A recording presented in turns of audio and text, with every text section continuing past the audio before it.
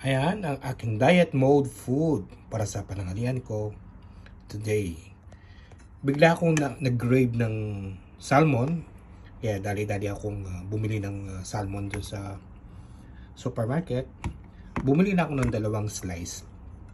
Kahit medyo may kamahalan, pero okay lang.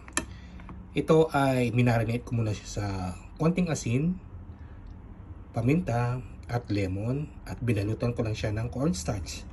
At pinirito ko siya sa olive oil. Ayan. 2 ito, yung isa para mamayang gabi. At syempre, hindi pa rin mawawalan yung aking salad. Merong lettuce, pipino, kamatis, konting kamatis. Hindi ko na ito nilagyan ng ng asin. At pagkatapos meron akong natirang ulam kahapon, yung sinigang na bangos. Ayan.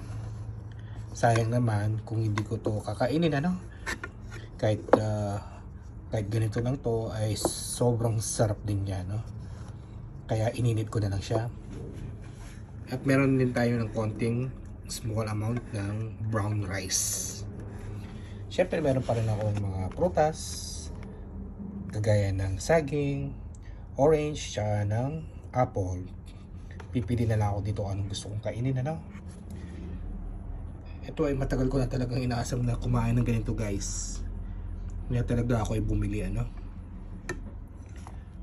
Na-amaze ako sa lasa ng salmon. Wow.